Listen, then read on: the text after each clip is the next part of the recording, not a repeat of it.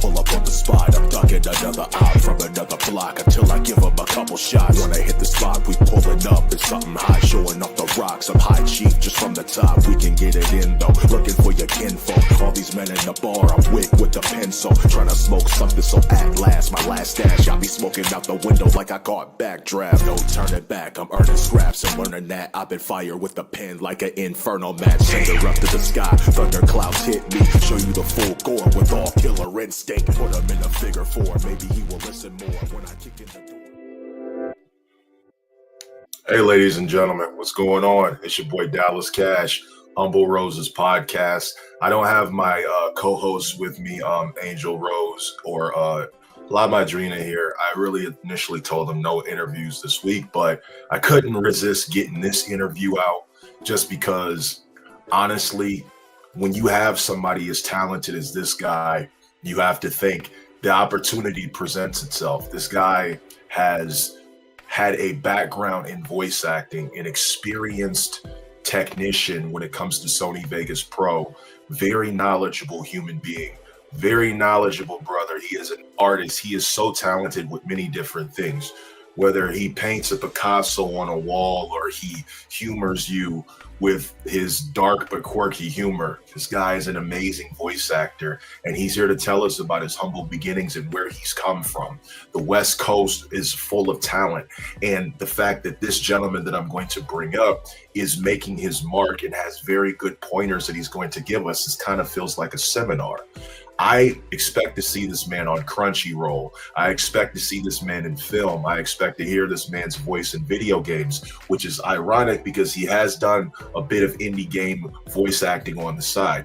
We have no further things that we need to discuss, but bring up the man that I think is going to be the future of voice acting for the next decade. And that, my friends, is the one and the only, because he won't show his face, because he only wants us to hear his voice, Hezekiah Littlejohn. Welcome to the show. Wow. Yeah, that was an amazing introduction. Hats off to you, brother. Thank you for that. Hey, how you doing? Everything good, okay? Yeah, I'm doing very well. How about yourself? Pretty good. So we were talking a little bit off camera, and I had said to you that we were in the same Facebook group, which is called Nerd Genesis. And back in 2012, I'm laughing already because I can't wait to hear this. There was a game that had come out not too long ago that we had both played. Right. And there was a question that I really hated getting when I played Tekken Tag 2. Oh, man. And when somebody would ask me, are you one of those jugglers?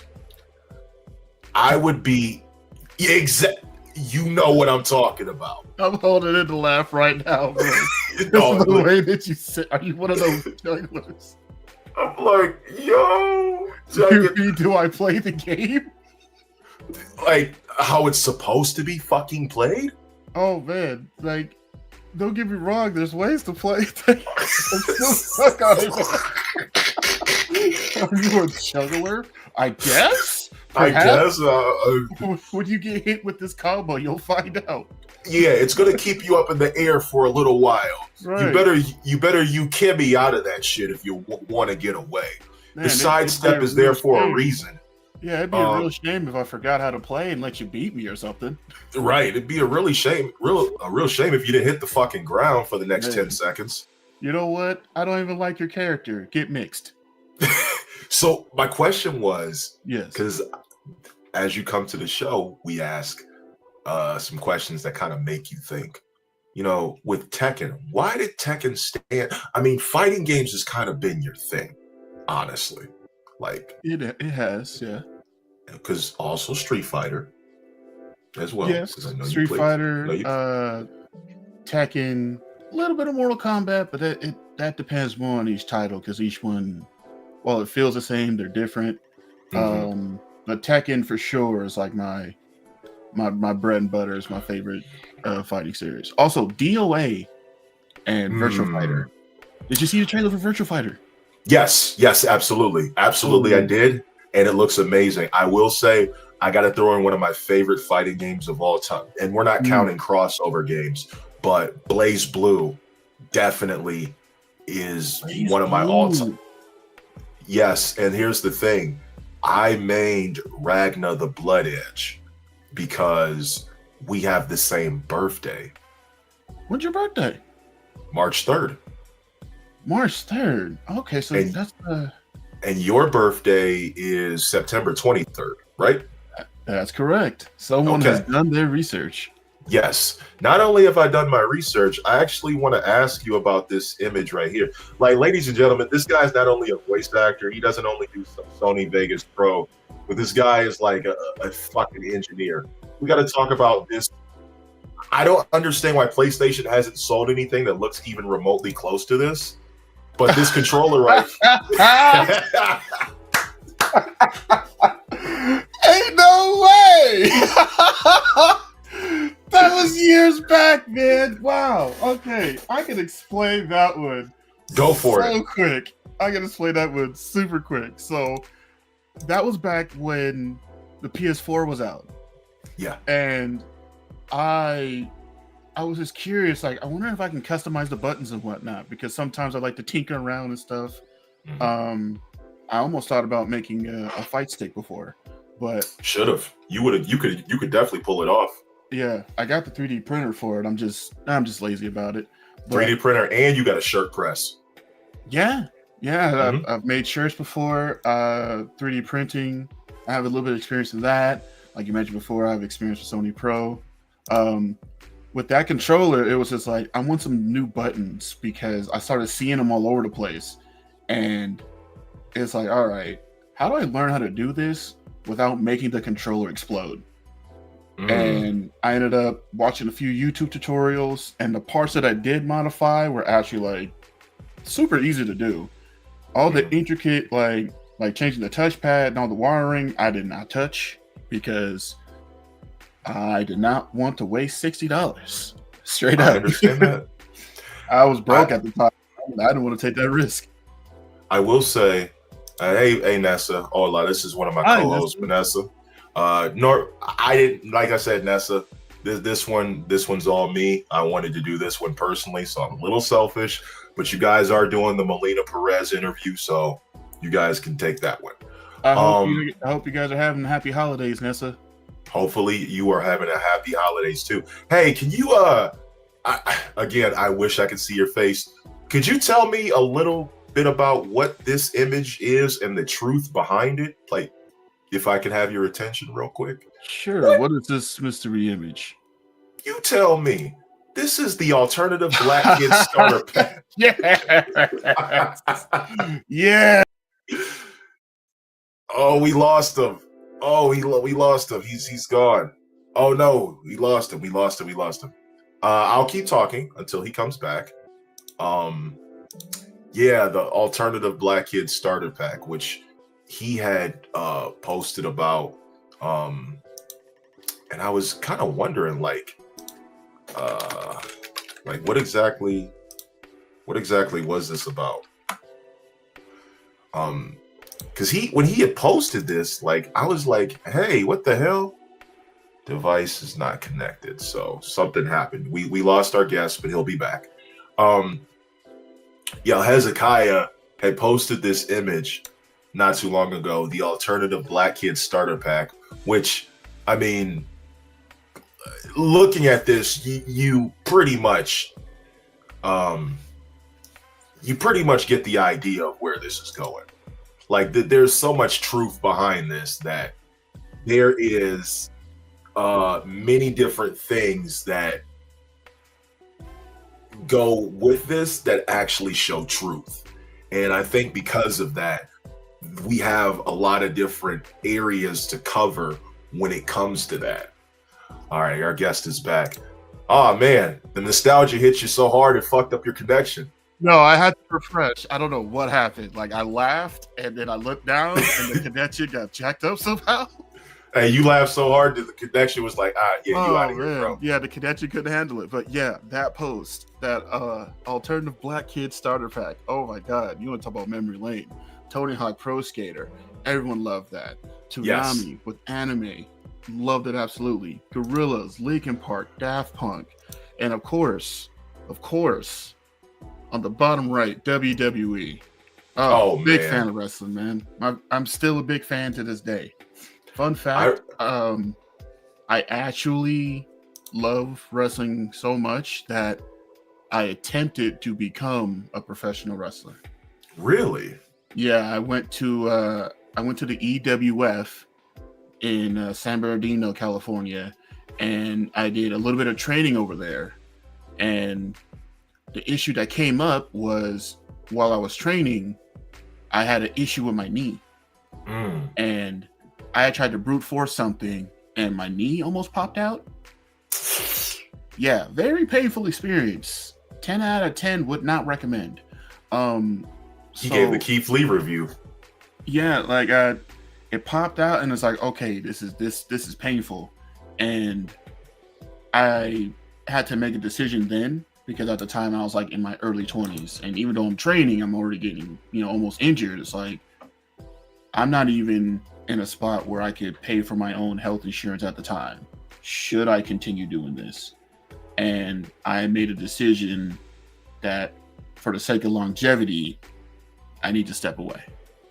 But do I still have an absolute passion for wrestling? Yes, absolutely. The performers who risk their lives and their bodies for the sport, the storytelling, the magic behind it, the genuine appreciation that the wrestlers have for their fans, all of that. Huge fan of wrestling and always appreciate what they do. I watch WWE, AEW, New Japan, if I can find the link that works on particular websites. I'm not going to say where, but Yeah, right. And I start to look more into the indie scene. And if they do see this, special shout out to Ashe Wrestling. Yes. Ashe Wrestling has been doing something absolutely amazing as far as me being a fan and a black fan of wrestling, and there's an all black wrestling promotion. Yes. It is absolutely doing this damn thing. It is absolutely amazing. And shout out to the first Ashe men's wrestling champion, Darius Carter III. This man, old school tactician with it. Like the way he goes in, it's like if you appreciate Ric Flair and William Regal, if you appreciate that style of wrestling, you will absolutely love Darius Carter. He might be a bit dastardly with his work, I ain't gonna lie, because if you haven't seen it, there's a clip that I posted where he asks the ring announcer to hold the ropes for him so he can get to the ring. This man proceeded to wipe his feet on her dress as he got into the ring. Oh, that's diabolical. Yeah, diabolical work. Diabolical work. If I can find it, I will send it to you personally. Please, and I'll retweet that. Yeah. Let me ask you a question. 2018 was an interesting year for you. You had many ups and downs. Yes. You decided to title this year "The Willpower of a Young Foolish King." Why? Because you did not see that one coming. I like that. Because in 2018, I did have a lot of ups and downs. At that time, I had my own apartment. I was starting to feel what it's like to live on my own and the freedom of that. I had a pretty decent job in the county, and within that same year, I ended up getting let go from that job. Wow. Had to work for Uber and Lyft for a couple months. My appendix almost ruptured. Had to end a relationship with somebody, and ended up getting a new job at the end of that year. So a lot of trials and tribulations personally that happened with that, and I had to adjust on the fly. when you're caught flat-foot, when it comes to losing your job, it's like, okay, what do I do next? There's no time to sit and wait, and hopes of magic happens. Like you got to keep moving. And even though my body was telling me, hey, something's off, you need to change what you're doing, and I started to change with that as well. So it was a lot of trials and tribulations, and I say a foolish king because I'm still young at the time. So when you're young, you still make mistakes, you're still arrogant, you're still foolish in your decision making. So now it's 2024. Mentally, I'm in a better place. Physically, I'm in a better place. Financially, I'm in a better place. I'm able to do more things now than I was ever able to do before. And that's how I look at it. That's a great outlook on your life, and you had overcame a lot of different things. I want to give you some kudos. I recently had surgery 2 months ago to have my appendix taken out. Oh, So when you mentioned that, I was like, oof, right here, man, right in the heart. I actually still have mine. The doctor was like, okay, we might not have to remove it. So they had actually the little bag that they put on you to try and filter it out. Yeah, they kept that on me for a little while. It was only supposed to be 2 weeks, and it ended up becoming like almost 2 months. Okay. And, hey, you overcame it though. Yeah, and while I had that bag on me, oh man, just thinking about it now. Oh, I hated that time. But yeah, while that was happening, I still had to look for work, and then I fell into Uber and Lyft, so I was able to, I don't actually want to pull at your heartstrings at all. I feel some sarcasm on this one. Not necessarily. I don't want to, but I have a picture of something, and I want you to tell me the significance of what this picture means to you. Are you ready? Sure. All right. Take a look at this picture. That's my brother. That's Rodney. That's my brother. Who painted it? Who did this picture? That is a good friend of mine. He calls himself Art by King H. His name is Henry. Phenomenal painter. He's even done some work for Leo Rush. Wow. Yeah, phenomenal painter. And I asked him about that painting. I asked him if he could do that for me. And I told him the story behind it. And he was like, hey, don't worry about it. You know what? Because I know you, because you're good people, I'll actually bump up the size. And you just pay me this much. And I'll make it as good as possible. And it's like, thank you very much for that. My brother, he passed back in 2019. And it was a serious hit from left field, the way it happened. Right. And I was lucky enough to see him one last time before he had to go. I was still able, I was able to hold him and tell him how I feel. And, I was under the impression at that time that he was going to bounce back, because I try to stay optimistic with stuff like that. Like, oh, you'll bounce back. It'll be okay. Right. And then a few days later, I find out that he didn't bounce back. But it's a part of life. You make connections with people. You have bonds. You have love. And it's an unfortunate part of life that you have to feel the grief, feel the pain, the remorse, the regrets when they go to the other side. Because there's a lot of things that, when that happens, you're like, I wish I said this, or I wish I could have did this instead, or I wonder how they would be if they were still around, but I still have a piece of them with me. So it's not too heavy. I still chat with him from time to time. I make sure he has tabs on me, so he's not like, well, what you've been doing this whole time. You know what I mean? Right. So you he's proud of you. Just gonna keep going and not tell me nothing. Oh, okay.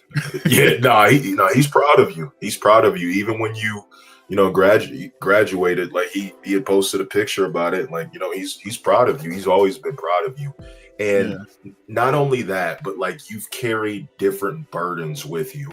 And throughout all of those burdens, you've transitioned that into voice acting, which brings me to my next question. Mm-hmm. Why did you decide to pursue voice acting, and what was the significant light bulb moment that let you know that you could really do this?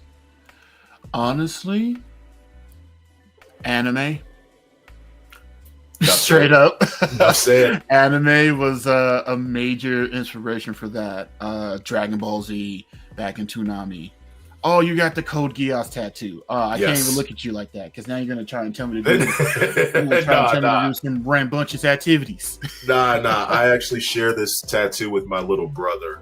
Oh, nice, man. So we both have a Geass tattooed on our left arm.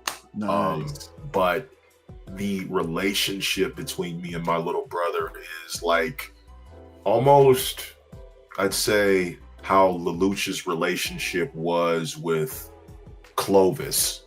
Like Prince Clovis, because he killed him early. Mm-hmm. But he still loved him for a cause. So it was like me and my little brother, we clash so much that like I've kind of cut him off, but I still keep his memory with me. Right. But you do what you need to do, but you still love him. You still love him, but there's always a better cause. I still love my family, but like when people reveal who they really are, you got to get away from those people. Right. And I think by doing that, like, I'm never getting rid of this. It's always going to remind me of him. But Code Geass is one of my all-time favorite animes. And I don't have an all-time favorite, but Code Geass would be up there. The Misfit of Demon King Academy is completely That's up there. another one for you. That oh my god, I don't even want to talk about that. So OP, man. Anos is extremely OP to the point that when I read the light novel, I'm like, wait. I gotta turn the music off on this one. He's getting serious. He's about to cook. No, this shit is out of control. You mean to tell me that you fought somebody who threw a spear at you that breaks the barrier of space and time and can hit you in the past, present, and future, and you caught that shit? Wait. So it hits the past. It can attack him and future. So like if he can throw it back in time. Yes. No, that's ridiculous. That's ridiculous. And Anos caught it, was like, nah, bro, you're not hitting me with that. When he destroyed the and I hope they put this in the anime, the Silver Sea universes. There was 99 dimension universes that were in a sea, and he destroyed them with his fist. He destroyed a sea. He just punched a sea of universes that had infinite universes inside the bubble with his fist. So I think it's safe to say that he can beat Goku. I think he can beat Goku with the shenanigans he's pulling off right now.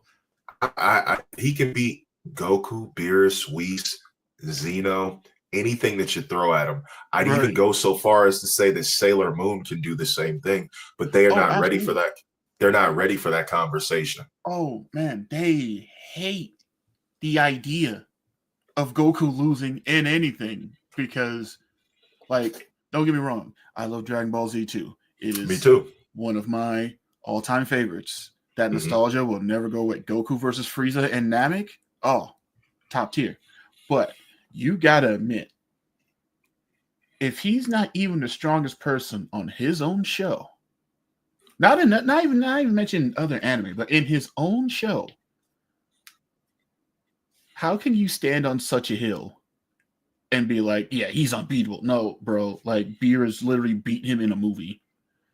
Frieza would have beat him if he wasn't so quick to head back to Earth to finish his training when he got his brand new golden paint job. Whis trains him, and he still can't land a hit. Come on now. Here's my thing: if Go you can't solo your own universe, you're not that strong. If the fact that Frieza has never trained, Never. and you had to train to fight him, and then the one time that Frieza trains, he one-shots you and Vegeta both out of Ultra Ego and Ultra Instinct. He trained for like what, 10 years?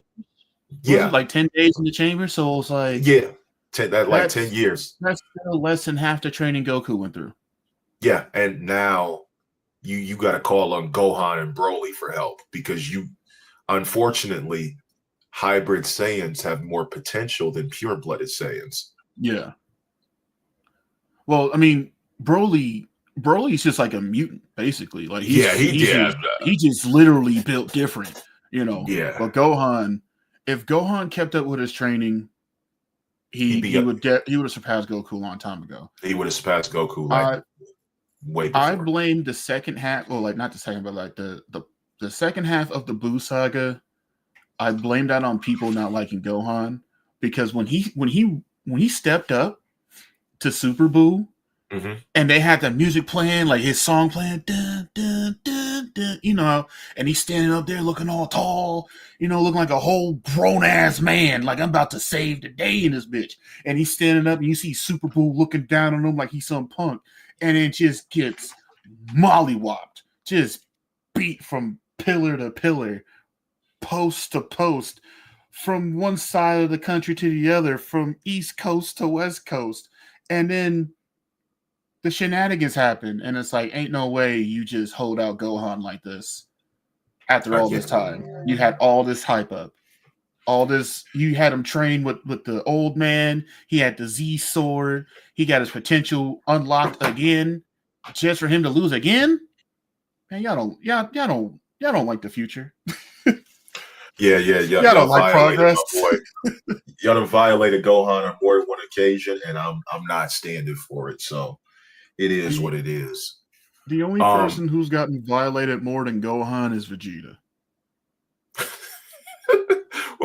or probably I'd say Vegeta, Krillin, and then Yamcha. But I think the person who got violated the most in Dragon Ball Z was Videl. Ooh. We don't even want to. We don't. If you know that round one Spopovich, that shit, man. They didn't even need a round two. She got beat so bad, she became a housewife. She got her one taste of equality. She got beat so bad, said, "Hey, yo, this fight is not for me no more." Bro. She's hey, like, y'all got it from here, man. I just got my shit rocked. She's like, these niggas is built different. I can't even go Super Saiyan or superhuman. Yeah, attitude changed.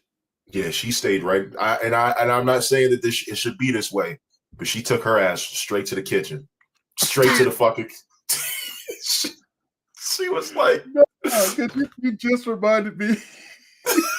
Just reminded me of that Batman Beyond meme of that one dude telling him, "Get back in the kitchen and stay back in the kitchen." Diabolical work. I'm like, bro, why did you knee her in the face like that? Like, and she started, if you crying and getting your ass beat at the same time, and then Goku's just standing there like, yeah, no, she's got to learn. She's got to learn. She's got to learn.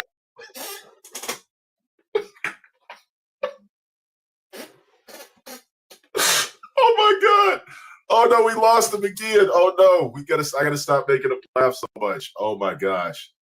Yeah, nah, that was a violation, man. Oh man.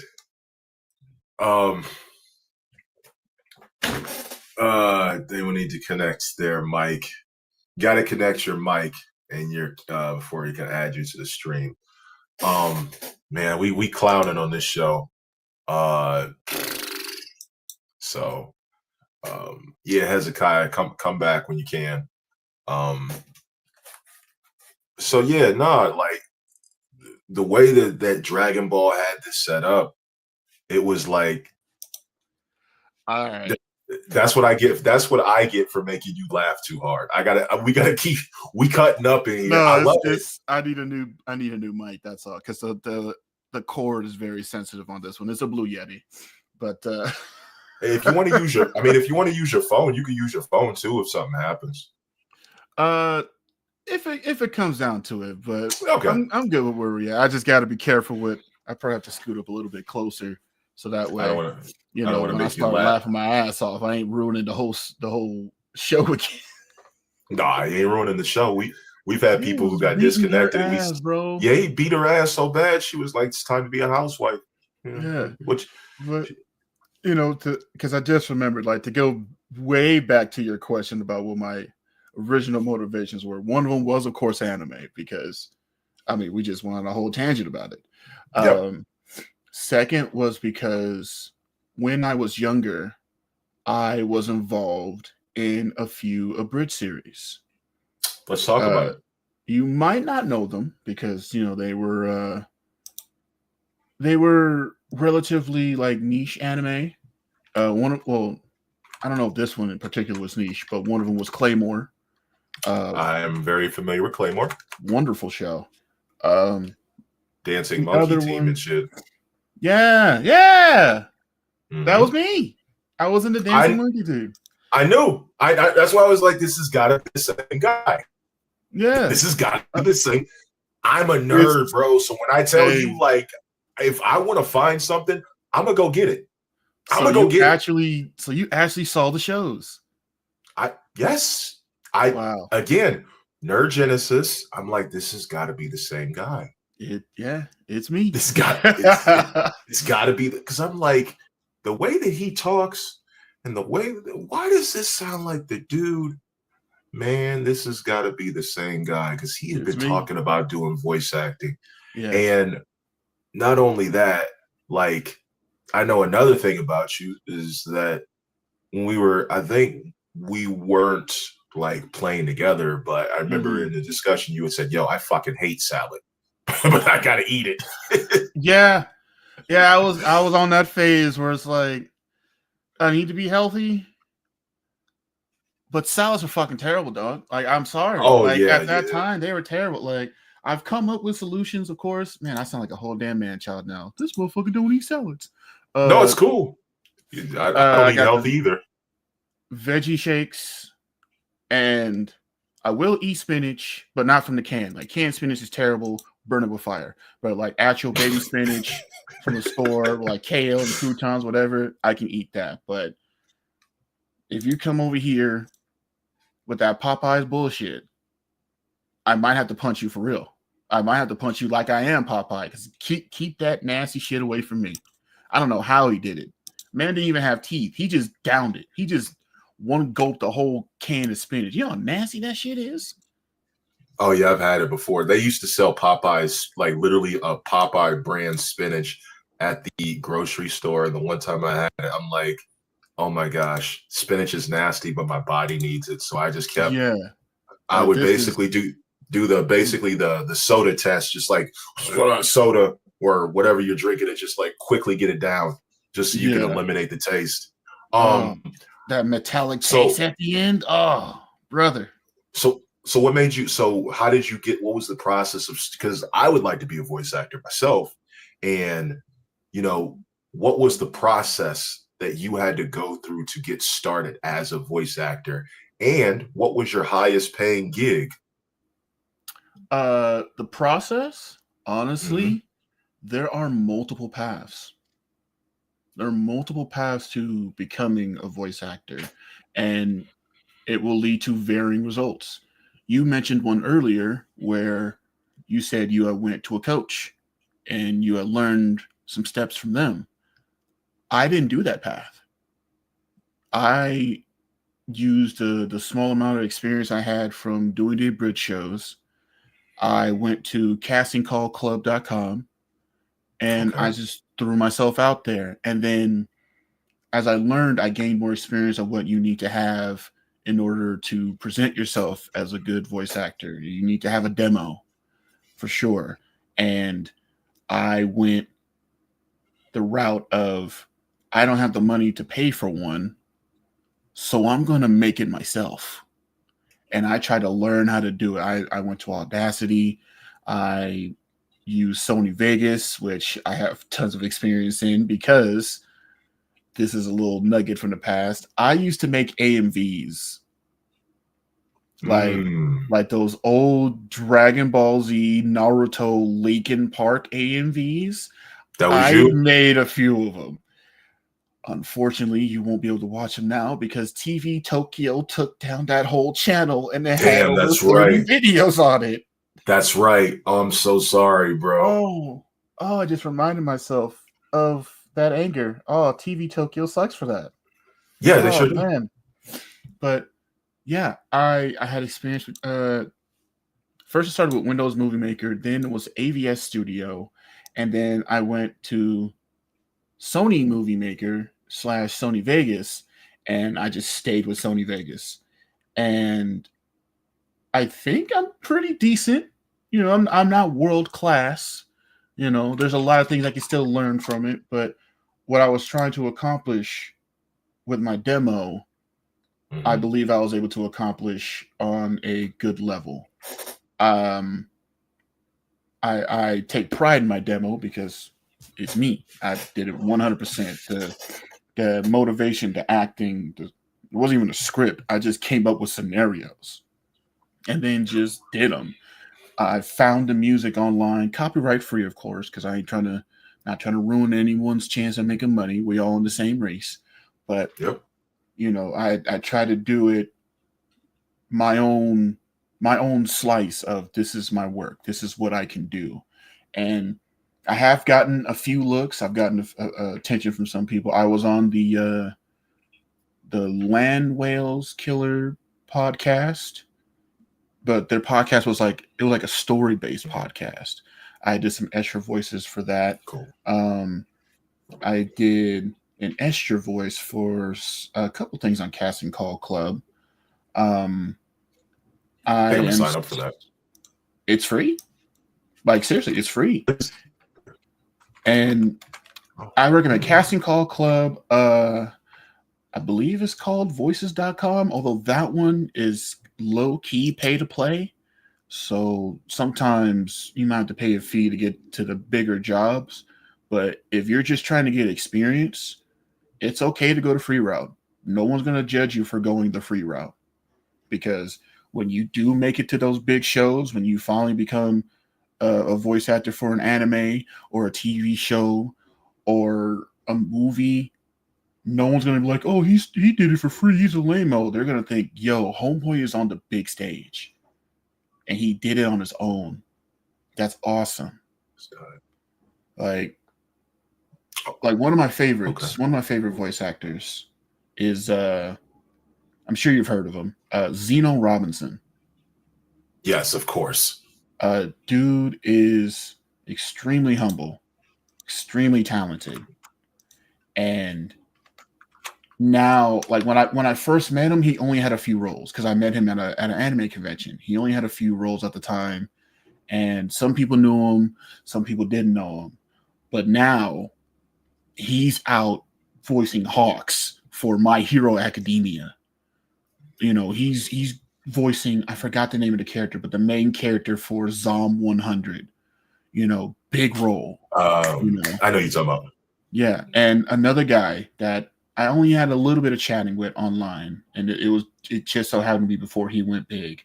AJ Beckles. Ooh, Another chill, humble dude. Only got to chat with him a little bit before he went big, but when we did chat, he was a cool dude, and also had humble beginnings. And now he's the voice of Okarun in Dandadan. Mm-hmm. Pretty much the hottest anime of this season, and is doing amazing work. Amazing work. Sounds like you're Sounds like your calling is coming very soon. I hope so. I just got to start doing more auditions because auditions is another thing. You're gonna have to do a lot of auditions, a lot of them. And What? if you don't get the role, don't be upset. I'm still learning that sometimes because there's a particular role that I went for that I really, really wanted and I didn't get it. And it's like, I'm still kicking myself about it sometimes. But in actuality, if you don't get the role, that's okay. Keep pushing. Keep going. Keep going. It's a Is this is this through casting calls? Sorry to interrupt. You can do it through casting call. Twitter has a lot of auditions from time to time. Sometimes people will just post Really? casting calls. Yes, there are even channels or not channels. Twitter pages dedicated solely to finding auditions. And if you follow them, they'll be like, "Hey," like they'll quote retweet the audition that they find, and if it fits what you're looking for, you can go for it. Yo, you got to get that to me because Yeah, no problem. I don't know how my voice sounds to the average person, but when I'm listening to myself, I'm like, that doesn't even sound like me. Right. So I've always been told, yo, my aunt was like, you should go to college and do broadcasting. I was like, I don't want to do that. You know, that's another good one. A lot of people say you should do voice acting. You should podcast. All right, I'm podcasting, but I don't know. Like, I want to do voice acting because I hear about the paid gigs and how you can make $15,000 doing a McDonald's commercial, and then you get consistently paid every time it airs or like whatever. Mm-hmm. You get paid per region. So if it airs in 30 different regions, like you get like a percentage of all of that. Yeah. I didn't know that. So I'm like, I think I have a voice. My acting coach was like, you have a very magnetic voice. Some of it, I had it wrote down and everything that she said, but like my thing was, huh? I was going to ask, who was your teacher? Lisa Foster. Lisa Foster. What was awkward about this was I thought it was another Lisa Foster who had done work for Black Ops, and it wasn't. It was just like a lady who was a radio host and did like other proficient stuff. So I kind of felt like kind of stupid at first. We got off to it almost felt like nothing against that Lisa Foster, but it almost felt like false advertising. Mm-hmm. This man got the safety lighter. Mm-hmm. This man got the 4th of July safety lighter, bro. My other lighter right here, it don't have no butane in it, so it's like I ain't gonna. Okay. So you struggling with that one? Okay.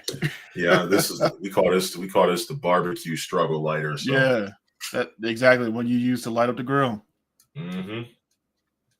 But yeah, I've considered at times going back and getting a teacher just so I can have another opinion on my voice, because sometimes I feel like I would fit a character because I can change my voice tones and whatnot, and then someone else might see it differently, and I might have missed an opportunity because I didn't have that second opinion in the first place.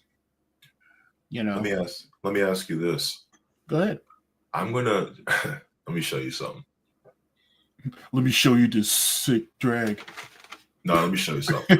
I'm gonna try to impersonate a popular anime character, and I want you to tell me who you think it is. It's so my wife makes me do this anytime that she talks about it because it's one of her favorite animes, and it's like one of her all-time favorite anime characters. Mm-hmm. I am a human, but I am the one that stands at the pinnacle of all races. I am one of the 7 deadly sins. My name. Yes. Oh, it happened again. I am a human, but I am the one who stands at the pinnacle of all races. I am one of the 7 deadly sins, and my name is Lion Sin Escanor. Now, I don't know where that came from, but I kind of did it as a joke. And when I did it as a joke, people kind of, like, some of my friends kind of ran with it. And with that, that's how. All right, he's back. You all good, bro? Yeah, you that all was good. I didn't still even there? move that time. I need a new mic. Yeah. It's all good. Yeah, I can. Yeah, I might need new wires for this Blue Yeti, but and I do have a different mic for professional work. I just plugged in the Blue Yeti because this one was closer to the computer. The other one, some of my setup is in a different location, so You can always use it. You can always use your phone if you want, but it'd be more. You just want to see my face. No, I'm kidding. listen. Like if it happens again, I'll have to pull out the phone because I don't want to be that kind of guest where it's like, oh hey, he's great, except he doesn't have a solid connection for the life of the show. At the end of the day, we're men and things happen. I never get mad at somebody for having a bad connection because I got to remember where I came from. Right. Like we had Corey Glover on the show, and he was doing it. I appreciate it. We had him on the show, and he was doing it from his iPhone, and he had turned the camera to Vernon Reed, and we couldn't hear Vernon the entire time. But because we had such a legendary guest, I wasn't going to be the one to say, "Hey, we can't hear you." Right. You ain't gonna say that to the great Corey Glover. I'm gonna just shut the hell up. You've had Corey Glover, you've had Alex Kane, Mr. Boomaye himself. Shout out to him. Mega Ran. Cool. You've had Mega Ran. You just showed me a clip with the singer of I'm having a brain fart. I can't believe I'm having a brain fart on their name. Corey Glover. That's Corey Glover. Yeah. I had a brain fart. And then we interviewed Fuego del Sol. Yeah, I was about to say Fuego del Sol too. Like you've had solid casts, man. Congrats on that, for real. And now you're part of that. That's, man, I don't know. That feels like I feel like there is a gap in the level of talent up there. No, you know why there's not a gap? Because I really want you to understand why I brought you here. I want you to understand that I look at you and I see a talented individual conflicted internally because he's always trying to do things the right way, but he keeps getting the short end of the stick. So every time that he goes out and achieves something, he wants it to be, memorable. He wants it to be celebrated. He wants to surround himself with people who believe in him, and he wants to do things the right way. But when he watches what goes on in society, it mentally destroys him, and he tries to mask that behind the art that he does. And every time that he suffers a loss, he picks himself back up and moves forward. That's who you are. Well said. I like that. You know what I'm saying? You are not just a voice actor. You are a life actor. You are participating in the infinite cinema that is life, and you're playing your part. And since you're playing your part, I get to interview somebody who I wish I was in that person's position. I wish I had the voice acting experience. You're great with Sony Vegas Pro. I know nothing about it, and I wanted to get started on it, but I didn't know who to talk to. So I didn't know who to talk to when it came to voice acting. I didn't know who to talk to when it came to Sony Vegas Pro. I didn't know who to talk to when it came to understanding the boundaries between gaming and anime, and somebody who I feel relates to that. Not just Mega Ran, but you as well. So you and Mega Ran are very similar because all three of us are in the same category. Because we all had that Black Alternative Kid starter pack. See, it goes full circle, bro. Goes full circle. And what I also wanted to ask you was obviously, come to think about it, Easy E fits into that as well. You know, He was a it would have been skateboarder. kind of sick to see Easy E watch some anime. He was a skateboarder. He was, yeah. Speaking of which, if Easy E was still around in the 2000s, he'd have a Blue Eyes White Dragon card. Hey, yo. Oh, man. I told you this. Why does that fit so well, dog? I told you. I said I don't know how many interviews you've ever done, but this is going to be one of your favorite because you don't know where I'm gonna I'm all over the place. I'm going to be honest with you. You are the first person to want to interview me for anything.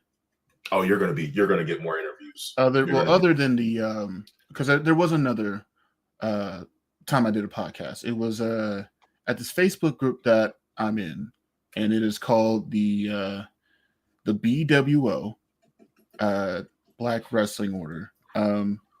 Basically just a group of fans who like wrestling. A majority of them are black, and we do comments, make little posts, whatever.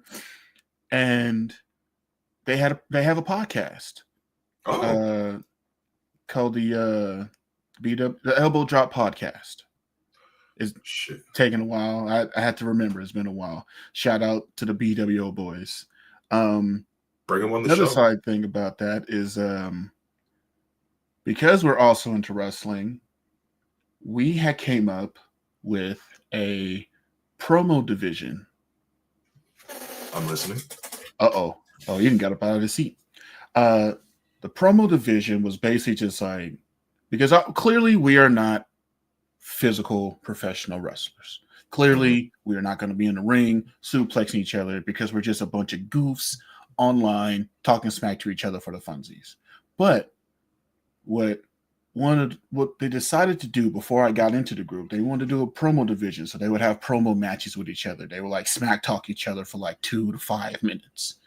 And I ended up joining the BWO, and I had did a hype up video for them regarding SummerSlam that year. I think it was like 2020.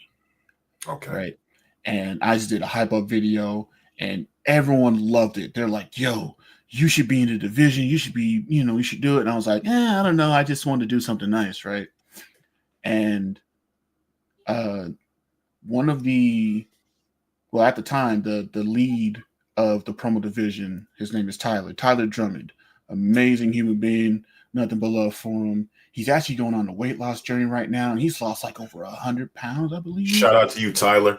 Man, Tyler Drummond, props to you, brother. If you ever see this, like you're always good in my book, despite the kayfabe. You're an amazing person. I'm glad you're doing well. Tell your family I said hi, by the way. And I hope Lisa is not mad at me for the time that I called you an asshole. That's it. That's all you did. Well, I mean, it was in a promo format, so I made it all artistic and storytelling. But he convinced me to go to the promo division, and at the time, the title, quote unquote, the BWO title was vacant. So we had a 6-man match for the title. Everyone that was in there, they had a time limit to say what they wanted to say. That, I should be champion because of this. These guys suck, whatever.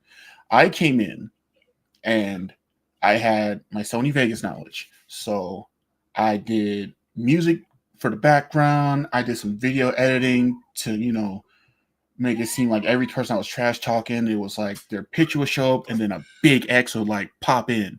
And I had the sound from JoJo's Bizarre Adventure, the world, that sound. Like every time I was talking smack to somebody, boom, that X would pop up.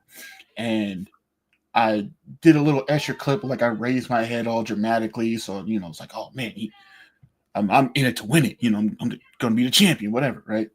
And I ended up winning the match. So I was BWO champion on my first match, and I held the title for 4 months.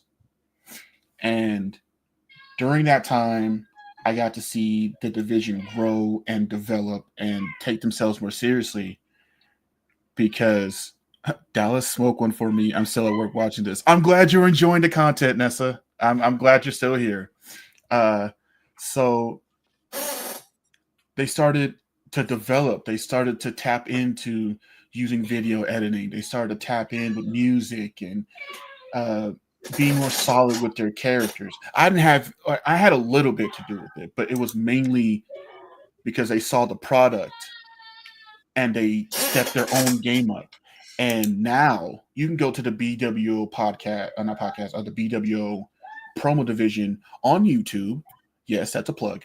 And you will see what they're doing now. They have been doing this for years. These guys, even though we're just some regular dudes that like wrestling, sometimes we smack talk each other, but sometimes it's great to see the stories that they develop, the time that they put into it, because each one of those videos that you see is just made by one person doing their best to present a story, to present a character, to add drama. Oh, There's also a lot of profanity, and if you're black, I should do this. Ready. They say nigga a lot, so yeah, there's that.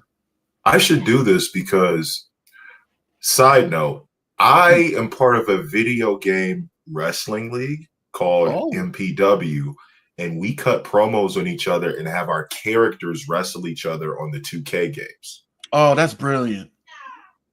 How about this? How about we have, if you can get all the guys from the BWO, why don't we have them come on this show, and then we'll do take the two best guys and have them do it live on here and have the fans kind of judge who they thought won. Oh, so like live performances. Okay. Because here's the thing. Mm-hmm. Give me fictional character, wrestler, whatever. Just name somebody. Well, I'll say someone from the BWO. Okay. I will say Lamar. Okay. Lamar is he calls himself the HNIC, which clearly means head nigga in charge, but I like to call him the heaviest nigga in catering. Mm-hmm. So listen, ladies and gentlemen, I want you to listen to what I'm about to say to Lamar, the head Neanderthal in catering. Lamar, if you ever decided to step in the ring with me, I would break your fucking neck. Do you understand me? I know you like to walk around like you think you're the shit. Nah, you've never been. The only time that you've ever been the shit is when you tried to wipe your ass and it tore through the tissue paper accidentally. You are a Neanderthal, and you need to shut that gaping tartar-encrusted penis receptacle that you call a mouth. The last time that I caught you in the parking lot, I dropped you on the floor. And you know why I did it? I did it because, specifically, I don't like your existence. I don't like the way that you look. I don't like the way that you talk. If you ever decided to step to me, I would hurt you physically, mentally, and emotionally, Lamar, because you are not a challenge for me. The day that you decided to wake up was the day that you lost this battle. The day that you decided to be born, you were already bred a loser. I've been thoroughbred so much that if you walked across from me, you probably catch a yeast infection. Because you know why? I am the greatest superstar in the BWO, and I've never stepped foot in there. Because I'm greatness. I am the aquamarine weapon, the king of roses. I am Dallas Cash, the Stampede. And the day that there is a man who comes and steps and takes this title from me will be the day that I'm dead because he hasn't been born yet. I'll see you on the 25th. The audacity of this human being. The audacity of this human being. There is no, but that was very good. That was very good. If you could do me a favor and get that clip and just put it into a video, I will send it to Lamar and we'll see how that works. We can see if there's a Humble Roses BWO collision. Oh, there will be. I think we could make that happen. Also, if you do want to go on the Facebook group, it's free. Just go up there. Black Wrestling Organization. Yeah. Great. And with you, the fact is that you've done all these things. You're involved in so many different alliances, and you have so many different talents. Ladies and gentlemen, I think there's only one clip that I can play that describes our guest, and take a look. This motherfucker don't miss. No, he's fucking good. That motherfucker don't miss, man. He's good. In the heat of battle, he don't miss. No. In the heat of controversy, he don't miss. No. Always on point. Thanks, Snoop. Always fucking on point, man. It's and Lamar, if you're watching this, I know he's probably watching this like, Man! Fuck, man! That was a perfectly good TV. that was a perfectly. But so I will say, I'll play one more clip. So basically, when Hezekiah Littlejohn is getting ready to step in the booth for voice acting, only one thing comes to mind.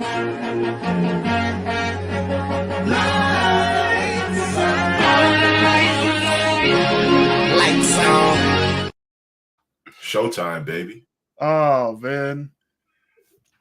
I appreciate the humble personality. I appreciate the goodwill you sent my way. Oh my gosh. This has been an amazing time, man. Dude, you're an incredible individual, and I want you to feel celebrated. You know, we got 37 live viewers watching. Really? Why Hello, everybody. Hello, all 37 of y'all wonderful people. Sometimes people don't comment. I'm surprised y'all took the time to.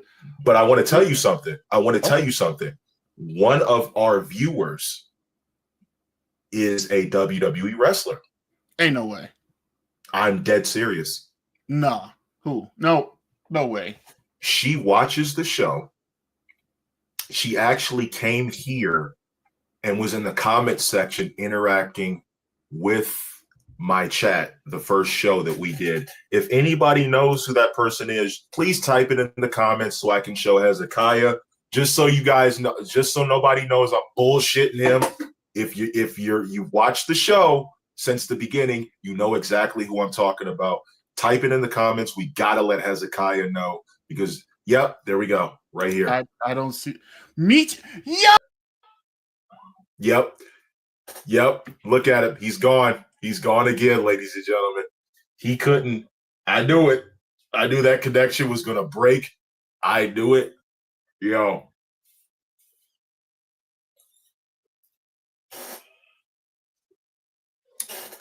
Hello? Yeah. I've been trying to talk to Meechin for like the longest, because Meechin and I are both from the Inland Empire. You're both from where? Inland Empire, Southern California. Meechin, really? Yeah, he rocks the 909. She's from Fontaine. Yes.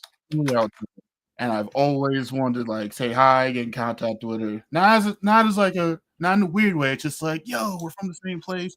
I've been watching her wrestle for a while. She's been phenomenal for years, man. Oh, she's so good. For years, man. I understand why Chelsea Green won. Nothing against Chelsea Green. She's phenomenal too. But damn it, I would have lost money because I was going to bet on Meechin.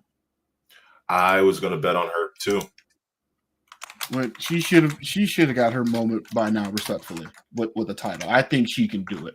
I believe in her ability 100%. But it is nice to see that she is getting more spotlight in the WWE. So here's my thing about Meechin. Sorry to cut you off. No, go ahead. It's cool. I was going off on a tangent. No, because I want you to stay there, because I want you to get back to like your connection and like why you know, she is probably the nicest WWE wrestler that I've ever talked to. Really? She is an amazing human being. When you learn the reason why, her motivation for coming back, like, you know, for her mother and everything, and her mother being down in Texas so she could be closer to her mother, like just putting body on the line for her mom. Just a phenomenal human being. a great in-ring talent, and she leveled up every single year since she has come back to the point that people weren't asking for Bayley or Bianca Belair to be United States Women's Champion. We wanted Chelsea versus Michin in the finals. Yep. And we got it. And we did. Got it. And they put on a great match. Michin has been so wonderful. Just everything that she's done up until this point been like A plus, and I couldn't ask for more. And the best part is like, I think she has so much more to give. Absolutely. And absolutely, it's just begun for Michin. Also, side note, shout out to Keith Lee. Hope you get well soon, brother. Yes, get well soon, Keith Lee. He doesn't fuck with social media. I totally wholeheartedly understand it. I am cool with that. But like, Michin is incredible, and I hope you get the chance to interact with her for real.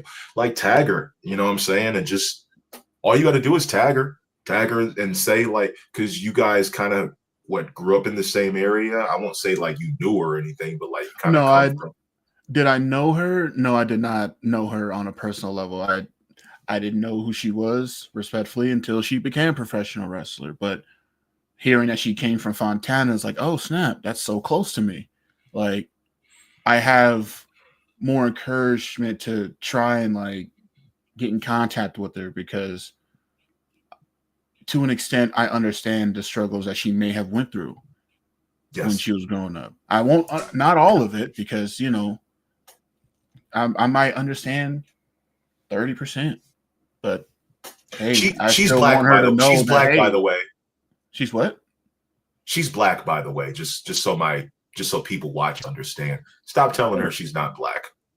Oh no, are one of her parents black? Yes. Okay, and shut the fuck up. Yeah, it's the same conversation with The Rock, bro. Like, I've gotten so tired of hearing this conversation. Oh, The Rock's not black. No, he is black. His dad's black. His dad even wrestled, and he was a previous champion. His dad's black. His mom is Samoan. Okay, cool. But The Rock is black. He identifies as black. And he's got some Canadian in him too. Yeah. And people are like, oh, well, how come he doesn't rep it all the time? Like, well, he does. Like, he doesn't rep it enough for them. And it's like, well, if you took the time to listen to what he's been saying, you will see why he has a certain way of doing things. If you listen to some of his interviews or whatnot, it's like, okay, that makes sense why he acts this way. He still has love for his dad. He's never denied his dad, ever. Never denied his dad. He's never denied his black. He's never denied his black heritage. His dad's Hall of Fame induction and inducted him in. What do you mean? Like, he's given all the respect he could to his dad. It's just his Samoan side has a lot more members who are professional wrestlers. It's not my fault all the Samoans want to be rich. I can't be mad at them. Jimmy, Jay, Roman, rest in peace, Umaga,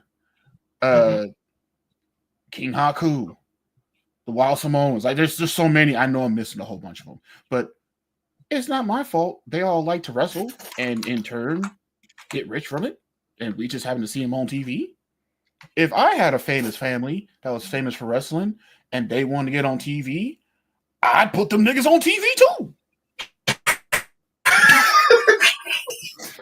If you had a famous family that wanted to wrestle, you put them niggas on TV too.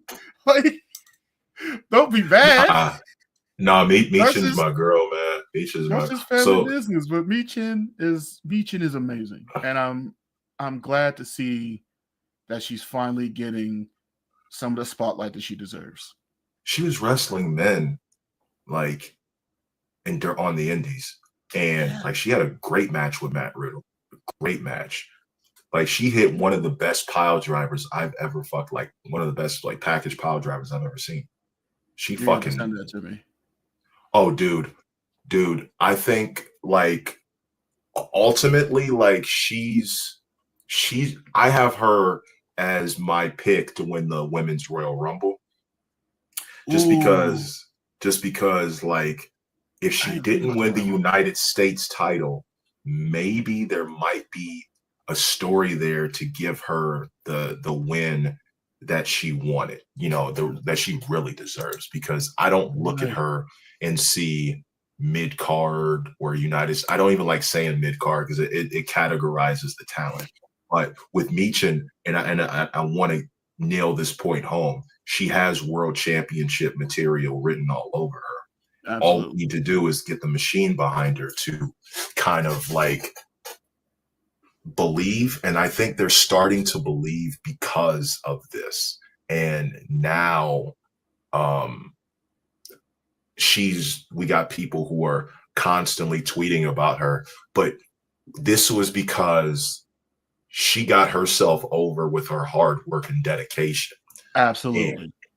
And when 100%. like we gotta keep putting her name out there. We gotta keep you ain't said nothing but we gotta keep putting her out. Oh shit, we lost him. Come back when you get a second, Hezekiah.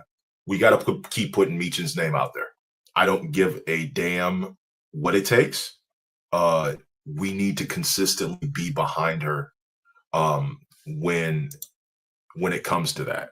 We have to be behind Michin 100%. Period. Period. Point blank. Period. We have to be behind her. Absolutely. And if we don't show her consistent support, then we're not truly supporting her the way that we should be. Yeah.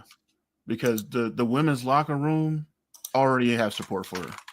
They've already shown support. I've seen it with some of the group photos that they have, and now Michin is, having little skits, and she'll post them from her TED Talk. It's like it's clear that the locker room loves her, and now the higher ups are starting to see her hard work. Michin winning the Royal Rumble, I would love to see that. I would absolutely love to see that. I want to see it. The thing is, now we're about to get into like a little bit of booking mode. I try to avoid this, but I would rather see her go against Tiffany Stratton than Nia Jax. The reason why is because I don't want to see Michin beat Nia Jax just for Tiffany Stratton to try and cash in and ruin that moment. That makes a lot of sense. You know what I mean? But then again, like there's a story there because now somebody that the machine believed in that needs to be world champion. Okay, so example. Mm-hmm. Ooh. Like I kind of see what you mean. I do. Think about like the machine versus the person who rose up with their own talent, like anime reference. It's like Neji versus Rock Lee. Let me take you back to Survivor Series 2015. Oh man, 2015. Survivor Series 2015, right? Roman won the tournament to be WWE champion, right? Mm-hmm. Even though they were like, oh, this is clearly the guy you want. We don't want him, but they still gave him the title. Sheamus cashes in and takes the title off Roman. And then we fast forward to TLC 2015, where Roman gets screwed by the Authority. Mm-hmm. Roman snaps and beats the shit out of Sheamus and Triple H. The next night, Roman was so over that when he wrestled Sheamus, this is how things come full circle. He wrestled Sheamus in Philly in the same arena that he was booed out of at the Royal Rumble. So when he beat Sheamus, he got one of the loudest pops up until that point when he won. That's true. You know what? We can't do this. We could do the same for Michin. Yeah. You know what? Another example, although the ending is different. Dolph Ziggler. Oh yeah. Dolph Ziggler. Oh, yeah. And Survivor Series. And also at Survivor Series when he went through the gauntlet, went through everybody. Mm-hmm. And he got some help from Sting. I'm not gonna pretend that didn't happen. He got some help from Sting, But Dolph Ziggler was the sole survivor. And everybody was like, yes, finally, this is the dude. This is the guy that we want. And WWE did the flip from what you said on the flip. Instead of letting him ride that momentum and become another world champion, they quote unquote fired him the next day. Yeah. And it just like all momentum was killed. It was just like, why? Why would you do this? And a little bit of that feeling is why I want it to be Michin versus Tiffany Stratton, because I don't want no shenanigans. I want her to get that dub, and I want it to be the cleanest, most definite, most look at our girl. Look at the girl we bet on. We've been betting on her for years, and you finally see it, and she gets the spotlight. She gets her moment, that feeling that it's all worth it. I want her to have that, and like the purest fashion ever. Because it's WrestleMania too, so the WrestleMania moment like that writes itself. And the thing is, Michin has already beaten Tiffany Stratton before too. Exactly. Coming full circle, man. It's coming full circle. And I know Tiffany is gonna, eventually cash in on Nia at WrestleMania, but my girl deserves all the titles. Yeah. I don't care. I don't care. She deserves spotlight. Speaking of the women's division, who do you think attacked Jade Cargill? So I'm going to say Naomi, but it could also be Bianca. It could also be Charlotte Flair, but Charlotte Flair wouldn't make sense because she already cashes in her Charlotte in the Bank. Charlotte in the Bank. Yeah, that's too accurate. That accuracy is crazy. So I say Naomi because when Naomi walked out with Sasha Banks in 2022, she was never pinned to lose that tag team championship title.